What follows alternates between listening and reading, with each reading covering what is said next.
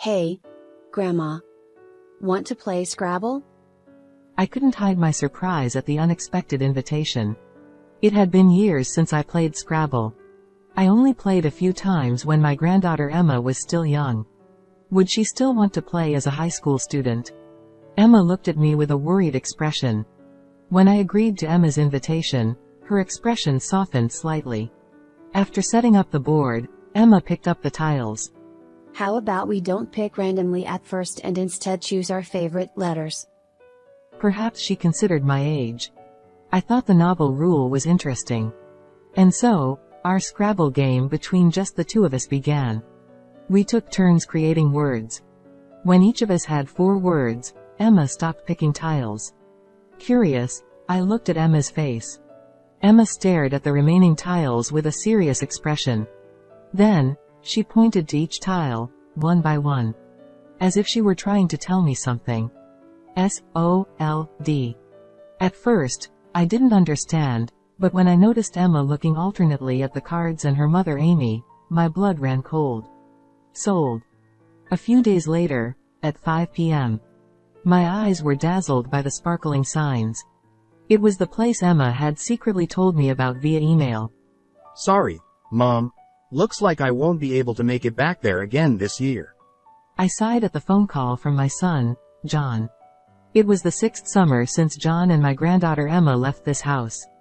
I wonder how long it's been since I've seen Emma's face. We've been in touch through phone calls and emails, but even those communications have been dwindling this year.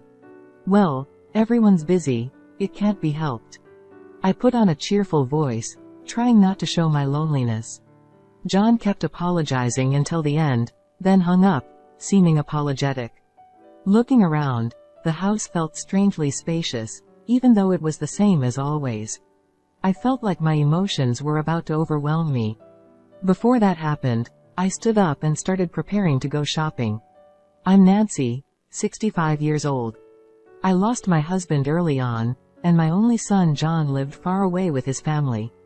We used to live together with my son's family. It was John, his wife Sarah, and our granddaughter Emma living together as a family of 4. I must say, our relationship as mother-in-law and daughter-in-law was smooth. Sarah was always cheerful and bright, the kind of person who could make anyone smile. When we went shopping together, we were often mistaken for real mother and daughter because we got along so well. If it weren't for that unfortunate accident, we would still be happily living together as a family of 4. To leave this world so easily, leaving behind little Emma at just 3 years old. What a cruel. Our home lost its light after losing Sarah, becoming quiet. But, we couldn't let Emma feel lonely. John and I decided to push our loneliness aside and make sure Emma was happy. A few years later, John suddenly announced that he was getting remarried. He said he was dating someone he met through work, with marriage in mind. Apparently, the woman knew about Emma, but I wondered how Emma felt about it. At the time, Emma was 10 years old. She was old enough to understand that her father was remarrying and that the new woman wouldn't be related to her by blood. Because I prioritized Emma's feelings, I had intended to ask John to give up remarriage if Emma objected. After conveying my feelings clearly, John brought his fiancée, Amy, home. Like Sarah, she was also a cheerful person. She talked to Emma and me without any hesitation, even though we were meeting for the first time. Emma, who was usually shy, was drawn into the conversation and seemed to enjoy it. After Amy left, I asked Emma for her honest opinion. If she becomes my mom, it seems like it'll be fun. She said with a big smile, and I felt a wave of loneliness wash over me. But if Emma would be happy, I decided to support John's remarriage. Just then, John's transfer was decided, and they had to leave this house. On a moving day, Emma told me something. Grandma, even though we'll be apart, I'll make sure to keep in touch so you won't feel lonely. It seemed like Emma, who had always been with me, could see right through my loneliness. But I wouldn't worry an elementary school-aged granddaughter. I forced a smile and waved goodbye to Emma. Living alone was lonelier than I had imagined, but I tried my best not to contact them too much, thinking of Emma. When I realized I couldn't see Emma or John, memories flooded back one after another. Being immersed in memories only made the loneliness worse. I had to keep the overflowing loneliness in check, so I finished my shopping. On my way back, I locked eyes with a kitten. Perhaps it was a stray cat. Thinking that its mother must be nearby anyway, I continued walking without paying much attention, but the kitten followed me while meowing. "You should go home soon too. Your mother is waiting for you." I glanced back and spoke as I kept walking, but the kitten ended up following me to my house. In the sweltering heat, the kitten looked up at me with watery eyes. I couldn't escape that gaze. The days I spent alone suddenly changed thanks to the arrival of the kitten. Strangely, the cat didn't run away and seemed to relax as if it had been living with me for a long time. As summer came to an end and the sound of insects filled the air, I found myself unable to part from the kitten. Watching its adorable figure, I couldn't help but think of Emma when she was still small. And then, I started to worry when I didn't receive a reply to the email I sent to Emma the other day. Until she entered high school, Emma and I used to exchange personal emails and phone calls, but recently, the lack of response has been increasing. I thought maybe entering high school had changed her routine, but somehow, I had a feeling of unease. I tried calling her directly, but the ringing tone echoed emptily. I considered contacting John. But then I remembered he mentioned he was going on a business trip overseas in our last phone call. I couldn't unnecessarily worry him, and I didn't want to inconvenience Amy by calling their home. What should I do? I muttered softly to myself, and the kitten reacted. The cat, which had been lying on a cushion by the window, suddenly came up to me and looked up at me. With the same watery eyes as the day it followed me home, it seemed to be pleading with me. As I gazed into those eyes, as if they were trying to tell me something, it struck me. I would quietly go check on Emma's situation. Sensing my idea, the cat curled up on the cushion again. The city where Emma and her family lived was about a 2-hour train ride from where I was. I predicted the time Emma would come home from school and get on the train. My heart was pounding for some reason. What excuse would I make if I got caught? Should I just go and meet her normally? While pondering these thoughts, I gazed out the window at the scenery passing by. I arrived at the nearest station and checked the map. I've known where Emma's family has lived, but I've never actually been there. Feeling somewhat like a detective, I walked around while glancing around. The unfamiliar streets and the different actions from my usual routine. Before I knew it, I realized I was actually enjoying myself. I was supposed to have come to check on Emma out of concern. Tightening my resolve, I eventually reached the house where Emma and her family has lived. I passed by the house once and stopped at the nearest corner. I had come here on impulse, but now I felt a sudden panic realizing there was nowhere to hide. Though there were few people around, I couldn't keep pacing back and forth in front of the house. As I looked up at the sky, a familiar voice caught my ear. I hid behind the corner of a fence and confirmed the source of the voice. It was Amy. Hurry up, hurry. Amy seemed to be urging a girl to walk with her. The girl followed behind Amy, head down. They walked the same path I had taken. Were they heading to the station? Keeping a distance, I decided to follow them. It had been years since I last saw Emma. In my mind, Emma was still in elementary school. But I was convinced that the girl with Amy was Emma. Her posture, the way her hair felt, bits of her childhood were still visible. So, she's a high school student now. I knew it, but seeing my granddaughter grow up from a child to this, it truly hit home. And I realized just how much time had passed. Watching the two of them, it seemed like Amy was excited, while Emma appeared to be downcast. Despite it being almost 5 p.m., they seemed to be heading somewhere. Shopping. But their demeanor was too mismatched for it to make sense. Eventually, they went through the ticket gates at the station. I bought a ticket to make sure I wouldn't lose sight of them and headed to the platform. However, as I ascended the escalator, I heard the sound signaling the arrival of a train. Hastily making my way up, I arrived just as the train was departing. Looking around, I couldn't spot them anywhere. I had completely lost them. Feeling helpless, I decided to give up and head home. In the car on the way back, I tried to shake off the uneasy feeling by recalling Emma's grown-up appearance over and over again. Arriving home, exhausted from the unfamiliar experience, I fell asleep without eating. In my sleep, I had a dream. Emma seemed to be shouting something at me, but I couldn't hear her voice. I tried to respond to Emma, but my voice wouldn't come out. Despite screaming until my throat felt like it would tear, only hoarse whispers escaped, unable to reach Emma. It was agonizing. When I woke up, the cat was peering at my face with a worried expression. Had I been having a nightmare? I was drenched in sweat. Quickly changing clothes, I immediately sent an email to Emma. I'm worried that we haven't been in touch much since you started high school. If there's anything wrong, please let me know anytime. Surprisingly, Emma replied quickly. We're all doing fine. I miss you too, Grandma. But I'll do my best. If she missed me, why didn't she come to visit? Why couldn't she spare some time? Were high school students really that busy? As I pondered, I remembered Emma's lackluster face from yesterday. Emma looked downcast as she left with Amy. Unable to shake the image from my mind, I sent another email to Emma. You can come visit anytime. Or are you busy with a part-time job or club activities? I ended with a question mark to make it easier for her to reply. But I never received a response from Emma. Since then, I've found myself constantly checking my phone, hoping for a message from Emma. But it's been nothing but empty actions, as the days passed without any change.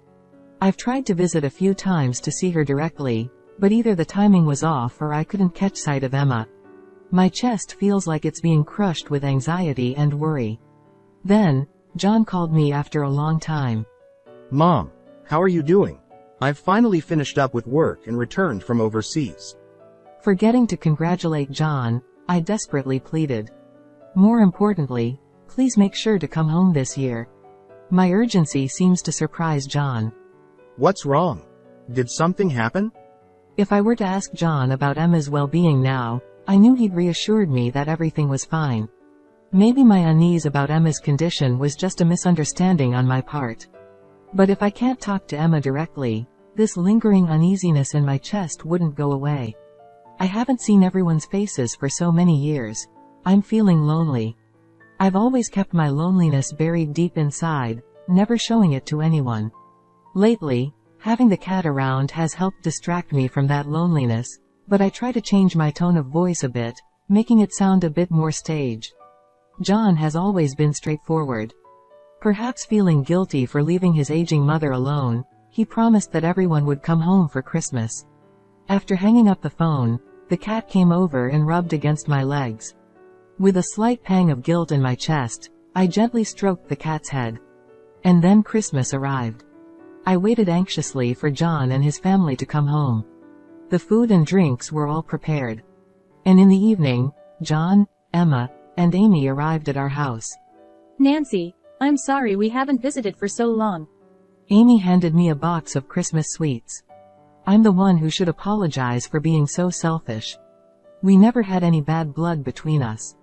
Whenever we met, our conversations flowed naturally. When I saw Emma's face as she entered next, tears threatened to spill from my eyes. Though I could only see her from a distance before, she had grown into such a beautiful young woman. Seeing firsthand how much Emma had grown since she left home at the age of 10 was enough to make me feel content. Grandma, I'm sorry I couldn't reply to your emails. I wanted to hug Emma as she apologized with her head down, but I held back. It's okay. Just seeing your happy face here makes me happy. Then I gently nudged Emma forward and urged her to enter the living room. As soon as my hand touched Emma's, she flinched slightly. In that moment of reuniting after such a long time, I wondered if I had been too familiar, but Emma didn't seem particularly conscious of it. Oh, there's a cat.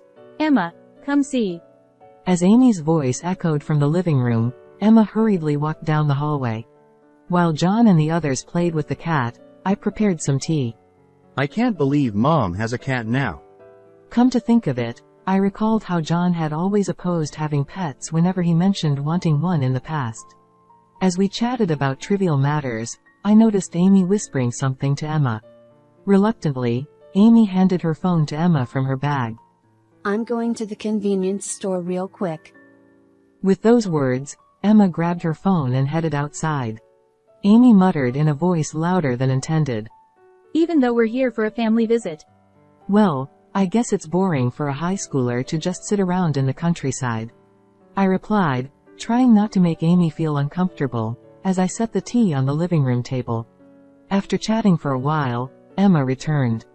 Emma, I'll hold on to your phone. Since you finally got to see Grandma after a long time, why not have a nice chat? I was about to protest, but Emma handed her phone to Amy without any resistance. She glanced briefly at me, but as I smiled at her, she looked away. John, seemingly oblivious, chuckled while watching a TV special. However, the idea of a mother holding her high school daughter's phone felt odd. Suspicious, I pretended to prepare dinner while discreetly checking my phone. Then, I received a message from Emma. Mom has been managing my phone, so I have very little free time to use it. That's why I couldn't reply. Glancing at Emma, who appeared absent-minded next to John and Amy, who were watching TV and laughing, her expression was so lackluster that it seemed as if she had lost her spirit. I wondered what I could do for Emma. Perhaps managing her phone was Amy's way of parenting, and I couldn't intervene abruptly. Despite considering various options, I found myself unable to do anything as we welcomed Christmas. The next day, as we welcomed Christmas, John and Amy were drinking alcohol from the morning.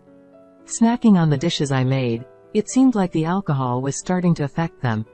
In the midst of this, Emma approached me. Hey, Grandma. Want to play Scrabble? I couldn't hide my surprise at the unexpected invitation. Scrabble? It had been years since we last played. We had only played a few times when Emma was still young. Did she still want to play now that she was in high school? Emma looked at me with a hint of uncertainty. Sure. Since we don't have much else to do, let's play together. Emma's expression softened slightly when I accepted her invitation. There should be Scrabble somewhere we used in the past. I retrieved it from the closet, and we both laughed. This brings back memories. After setting up the board, Emma picked up the tiles. How about we don't pick randomly at first and instead choose the letters we like? Perhaps she considered my age. But still, would playing Scrabble with just the two of us work? With various thoughts in my mind, our Scrabble game began. We took turns creating words, and surprisingly, it was quite enjoyable. When each of us had 4 words, Emma stopped picking tiles. What's wrong? There are still some left. I looked at Emma, puzzled.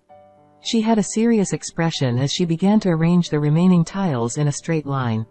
Then, she started pointing to each tile, as if trying to convey something. S-O-L-D. At first, I didn't understand, but when I noticed Emma alternating between looking at the tiles and Amy, my blood ran cold. Sold. Could it be that Emma? No, that couldn't be possible. That could never be allowed. But I couldn't confront Amy based solely on Emma's testimony.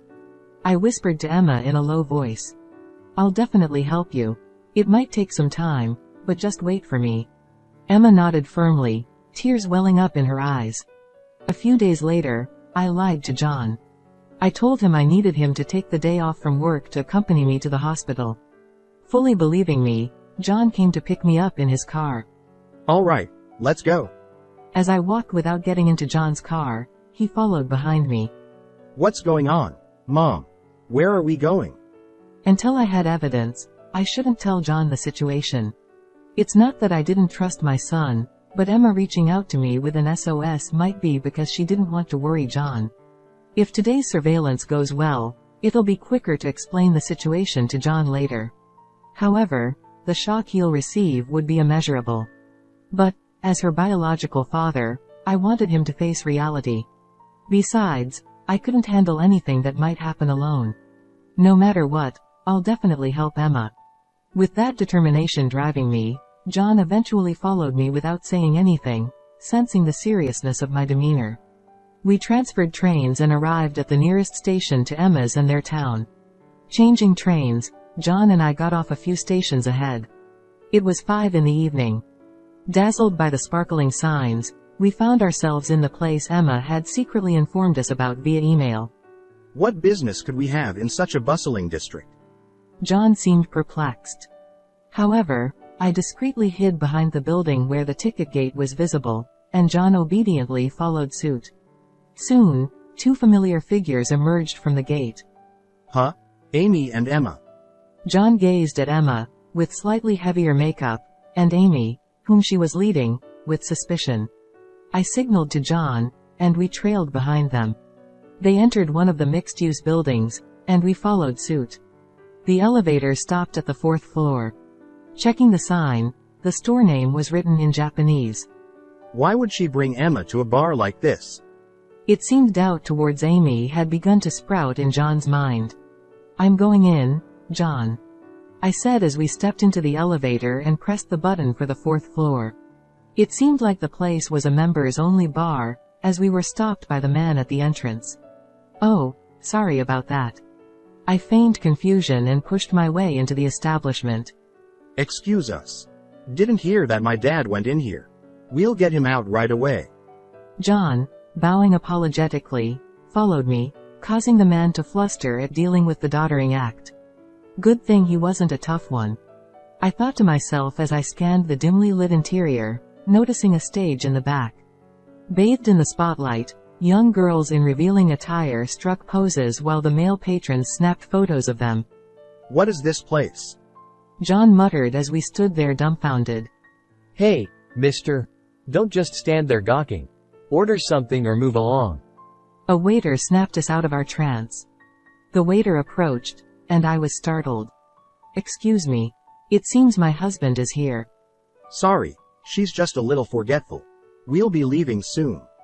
As we exchanged those words, the lighting and the music in the room changed. When I looked back at the stage, I saw a familiar girl this time. I wondered when she had changed her outfit. Wearing a nurse's uniform with a plunging neckline and a skirt so short that her underwear could be seen, unmistakably, it was Emma. Cheers erupted from the men, and flashes from cameras filled the air. Amidst all that, her face showed clear signs of discomfort. "What is this?" Anger trembled through my body. John, too, gritted his teeth in frustration. But we couldn't contain those emotions. Straightening my back, I stormed onto the stage, grabbed Emma's hand, and headed towards the exit of the store. The customers were taken aback by the sudden intruder. Hey, you can't do that, ma'am. The waiter forcefully restrained me. Then John, who had remained silent, spoke up. This is clearly a brothel, but are you employing high school students here? The waiter's demeanor shifted. I work in legal affairs, you see. I have plenty of acquaintances in the police force. John continued. The hand restraining me loosened. This girl is my daughter. You are having fun, aren't you? Should I sue every customer here? John's voice reverberated throughout the store. One by one, male customers began fleeing the establishment. In the midst of this, Amy emerged from the back of the shop. "Oh well, it was such a lucrative gig," she said lazily, cigarette dangling from her lips. She sounded indifferent, a stark contrast to her usual lively self. However, I couldn't be deterred by such things. This is no way to treat high school students. I glared at Amy, but she just smirked and chuckled dismissively. "It's just a part-time job, isn't it?" There wasn't a trace of remorse in her demeanor. Suddenly, Emma, trembling in John's coat and arms, stood up and shouted. It's not just a job. You were taking all the money, weren't you? I never received a single penny. With tears in her eyes, Emma glared at Amy.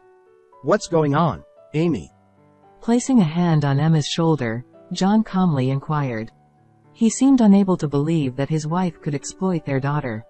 His voice sounded like he was seeking some last shred of redemption. But Amy further trampled on John's feelings. Even Emma enjoyed being looked at by men older than you, right? I felt like my head might explode. Just as I was about to lunge at her, John stepped in front of me and declared to Amy. We're getting a divorce. He then urged Emma and me to leave, and we exited the shop. As we walked away from the store, Amy watched us with a smile, but there was a faint twist to her lips. I made Emma a hot milk with plenty of honey as she returned to my house. Somehow, the cat had curled up next to Emma. With the warmth of the hot milk and the cat, Emma seemed to relax. Thank you, Grandma. Emma, who had been forcing a smile, eventually broke down in tears as if a dam had burst. I hugged her tightly, gently rubbing her back. And so the night grew late. A few days later, John packed up his and Emma's belongings and moved into my house. Surprisingly, despite appearing relaxed at the time, Amy was reluctant to divorce. She repeatedly called our house, saying things like, I was just tempted by the easy money. I'll change my ways from now on, so please forgive me. appealing to me and John, but she never apologized to Emma. Most likely, she was being manipulated by the owner of that establishment. Neither John nor I paid her any attention. Eventually, through a lawyer acquaintance of John's, their divorce was finalized. It seems Amy had been arranging other girls besides Emma at that brothel. She's facing charges not just from us but also from other girls and their parents for coercion into unsuitable work for high school girls. All of this is what we heard from the lawyer. More than anything else, I'm concerned about Emma's emotional wounds.